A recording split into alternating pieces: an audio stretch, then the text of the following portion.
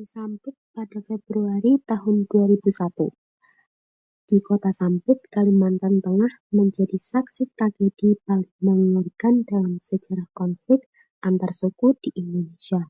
Konflik bermula dari ketegangan antara suku Dayak lokal dan pendatang asal Madura yang telah lama bergejolak akibat isu sosial, ekonomi, dan stereotip antar etnis. Hal ini memuncak pada 18 Februari 2001, di mana kekerasan meledak dalam bentuk pembantaian massal, ribuan rumah dibakar, dan korban tewas mencapai lebih dari 500 orang, yang sebagian besar berasal dari etnis Madura. Banyak korban dibunuh dengan cara yang mengenaskan. Bahkan dilaporkan terjadi beberapa kasus pembunuhan kepala yang kemudian ditancapkan di tiang-tiang. Assalamualaikum warahmatullahi wabarakatuh. Kami dari Piket Hari Kamis ingin menyampaikan hasil analisis kami terkait tragedi terjadinya konflik Sampit yang terjadi di 18 Februari 2001. Menurut dari teori Karl Marx, konflik Sampit ini terjadi ada 3 faktor. Yang pertama yaitu kecemburuan ekonomi. Konflik ini dipicu persaingan sumber daya dan dominasi ekonomi satu kelompok atas kelompok lainnya. Yang kedua yaitu pertentangan kelas. Adanya jurang pemisah antara pihak yang merasa dikuasai secara ekonomi dengan pihak yang menguasai. Yang ketiga yaitu ledakan kepentingan.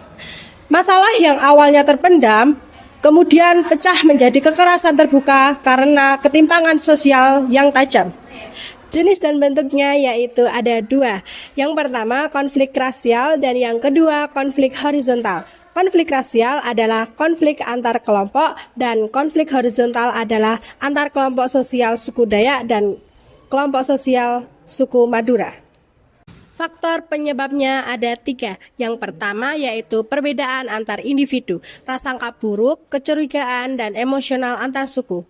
Yang kedua yaitu perbedaan antar kebudayaan, benturan adat dan nilai antara penduduk asli dengan pendatang. Yang ketiga yaitu perbedaan antar kepentingan, yaitu persaingan ekonomi dan kerja yang memicu kecemburuan sosial. Pemicu tambahannya yaitu perubahan sosial cepat, lonjakan jumlah pendatang mengubah struktur masyarakat. Gagalnya integrasi, proses pembauran atau asimilasi tidak berjalan dengan baik. Terdapat 2 dampak yaitu dampak positif dan dampak negatif. Dampak positifnya yaitu pertama, toleransi baru. Masyarakat menjadi lebih menghargai adat istiadat setempat.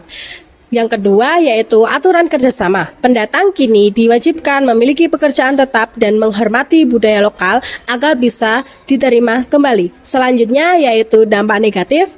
Yang pertama yaitu korban jiwa. Terdapat 469 sampai 500 orang tewas dan ribuan luka-luka. Yang kedua yaitu kerusakan materi.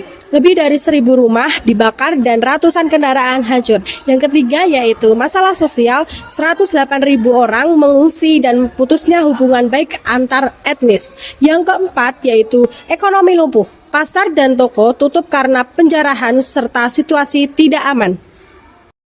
Yang selanjutnya yaitu ada pemetaan konflik menurut Amr Abdallah. Yang pertama yaitu ada source atau sumber, perebutan sumber daya ekonomi dan ketegangan sosial yang terpendam sejak lama.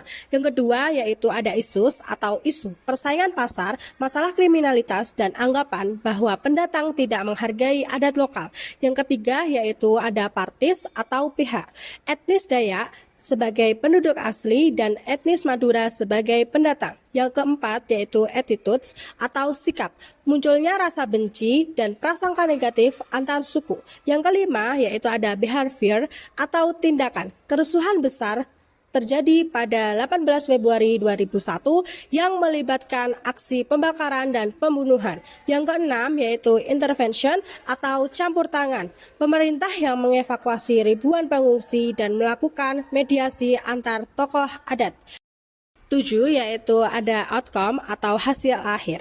Sekitar 469 sampai 500 orang tewas dan 108.000 orang mengungsi sehingga tercapainya perdamaian melalui jalur rekonsiliasi adat.